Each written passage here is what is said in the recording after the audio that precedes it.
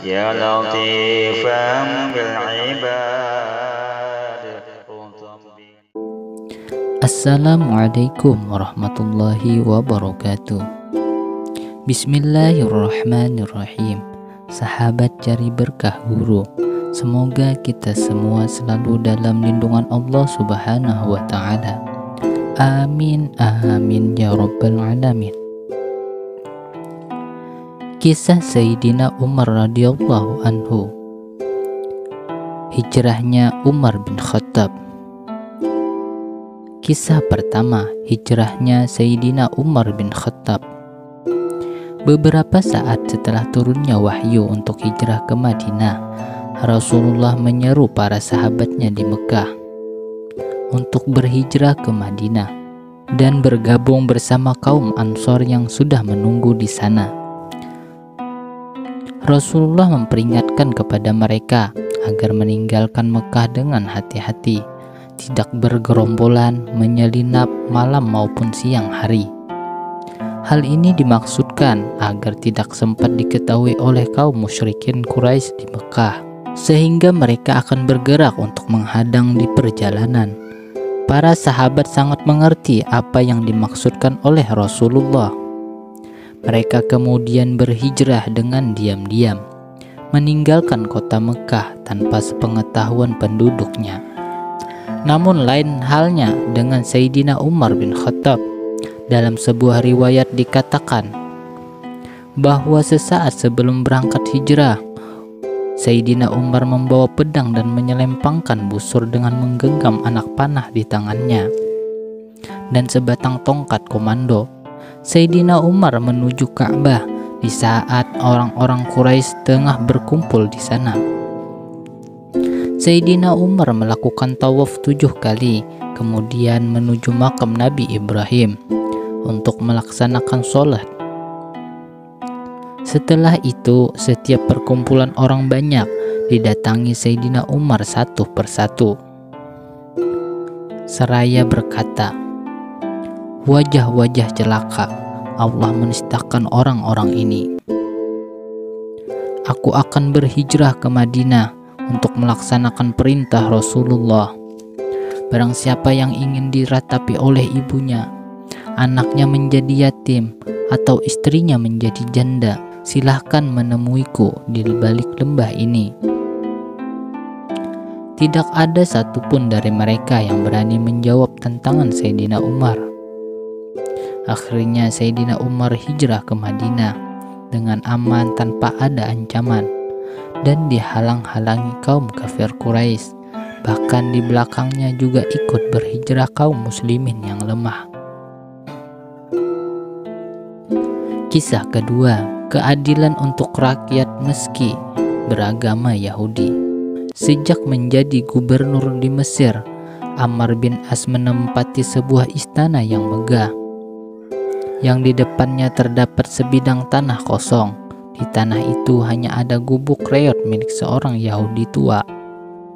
Selaku gubernur, Amr bin As menginginkan di atas tanah tersebut didirikan sebuah masjid yang megah dan indah dan seimbang dengan istananya.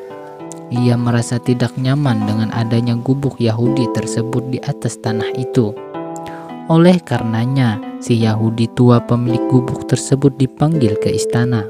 "Wahai orang Yahudi, aku berencana akan membangun sebuah masjid di atas lahan yang sekarang engkau tempati. Berapa kau akan menjual lahan dan gubukmu itu?" "Tidak kujual, wahai tuan," jawab si Yahudi sambil menggelengkan kepalanya.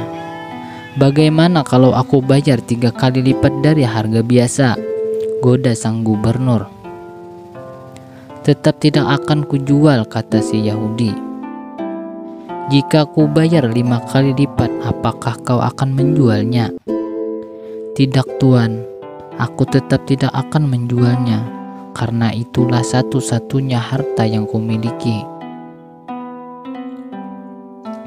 "Apakah kau tidak akan menyesal nantinya?" ancam sang gubernur. "Tidak tuan," tegasnya dengan mantap. Begitu si Yahudi itu pergi dari hadapannya, Gubernur Amr bin As menetapkan kebijakan untuk membongkar gubuk reot tersebut. Ia meminta supaya didirikan sebuah masjid besar di atas tanah itu dengan alasan demi kepentingan bersama dan memperindah pemandangan di tempat itu. Si Yahudi tua pemilik gubuk tersebut tidak dapat berbuat banyak atas kebijakan sang gubernur. Ia hanya menangis dan terus menangis. Namun ia tidak putus asa dan bertekad ingin mengadukan hal itu kepada atasan gubernur, yaitu Khalifah Sayyidina Umar bin Khattab di Madinah. Setibanya di Madinah, si Yahudi tersebut bertanya kepada orang-orang di sana, "Di manakah letak istana sang Khalifah?" Usai ditunjukkan, ia kaget bukan kepalang karena sang Khalifah tidak punya istana, sebagaimana gubernur Mesir yang mempunyai istana besar dan megah. Bahkan ia disambut oleh Khalifah di halaman Masjid Nabawi di bawah pohon kurma. "Apa keperluanmu jauh-jauh datang dari Mesir?" tanya Sayyidina Umar setelah mengetahui bahwa tamunya itu berasal dari negeri jauh. Si Yahudi itu pun mengutarakan maksud dan tujuannya menghadap sang Khalifah. Dia membeberkan peristiwa yang menimpa dirinya serta kesewenang-wenangan gubernur Mesir atas tanah dan gubuknya. Bagaimana reaksi Sayyidina Umar? Sayyidina Umar marah besar. Sayyidina Umar berkata, "Sungguh keterlaluan Amr bin As. Ia sungguh sudah keterlaluan," umpat sang Khalifah. Lantas Sayyidina Umar menyuruh sang Yahudi tersebut untuk mengambil sepotong tulang unta. Tentu saja Yahudi itu menjadi bingung dan ragu dengan perintah sang Khalifah yang dianggapnya aneh dan tidak ada hubungannya dengan pengaduannya. Namun akhirnya ia pun mengambil tulang itu dan diserahkan kepada sang Khalifah.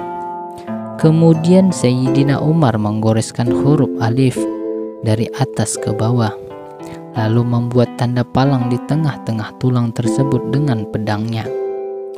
Kemudian tulang itu diserahkan kepada si Yahudi yang masih bingung dan tidak mengerti maksud dari Khalifah. Sayyidina Umar hanya berpesan, "Bawalah tulang ini dan beritahukan kepada gubernur Amr bin As bahwa ini dariku." "Maaf Tuan, terus terang aku masih belum mengerti. Aku datang jauh-jauh ke sini untuk meminta keadilan darimu, bukan tulang yang tidak berharga ini," protes si Yahudi. Sang Khalifah hanya tersenyum. Sayyidina Umar tidak marah. Sayyidina Umar menegaskan, "Wahai orang yang menuntut keadilan, sesungguhnya pada tulang itulah terletak keadilan yang engkau inginkan." Akhirnya kendati pun hati si Yahudi itu masih jengkel dan terus mengomel, dia pun pulang ke Mesir membawa tulang pemberian sang Khalifah. Setibanya di Mesir, ia menyerahkan tulang dari Khalifah tersebut kepada sang gubernur, yaitu Amr bin As. Namun anehnya, begitu sang gubernur menerima tulang itu, mendadak tubuhnya menggigil dan wajahnya menjadi pucat ketakutan. Lagi-lagi si Yahudi tak mengerti terhadap situasi itu. Beberapa saat kemudian, sang gubernur memerintahkan kepada bawahannya untuk membongkar masjid yang baru dibangun itu dan supaya gubuk Yahudi tersebut dibangun kembali serta diserahkan kembali kepadanya. Beberapa saat sebelum masjid baru itu dirobohkan, si Yahudi berkata, "Maaf Tuan, tidak perlu dibongkar dulu masjid itu. Aku perlu menanyakan sesuatu kepadamu. Mengapa Tuan sangat ketakutan dan langsung menyuruh membongkar masjid baru itu? Padahal Tuan hanya menerima sepotong tulang dari Khalifah Sayyidina Umar." "Wahai orang Yahudi," jawab Amr bin As, "ketahuilah bahwa tulang itu hanyalah tulang biasa. Akan tetapi karena dikirimkan oleh Khalifah, Tulang itu pun berubah menjadi peringatan keras bagiku. Maksudnya, potong si Yahudi masih tidak mengerti. Tulang itu berisi ancaman dari khalifah. Seolah-olah Sayyidina Umar berkata, "Wahai Amr bin As, ingatlah, siapapun kamu sekarang dan betapapun tinggi pangkat dan kekuasaanmu, suatu saat nanti kamu pasti akan berubah menjadi tulang yang busuk. Oleh karena itu, bertindaklah adil seperti huruf alif yang lurus, adil ke atas dan juga adil ke bawah. Sebab apabila kamu tidak bertindak lurus, pedangku nantinya yang akan bertindak dan memenggal lehermu." Si Yahudi tersebut tertunduk dan terharu mendengar penuturan dari sang gubernur. Ia sangat kagum atas sikap khalifah yang tegas dan adil serta sikap gubernur yang sangat patuh dan taat kepada atasannya. Hanya dengan menerima sepotong tulang unta kering, sungguh mulia dan mengagumkan. Akhirnya si Yahudi itu menyatakan masuk Islam. Lalu ia menyerahkan tanah dan gubuknya tersebut sebagai wakaf. يا لطيفا بالعباد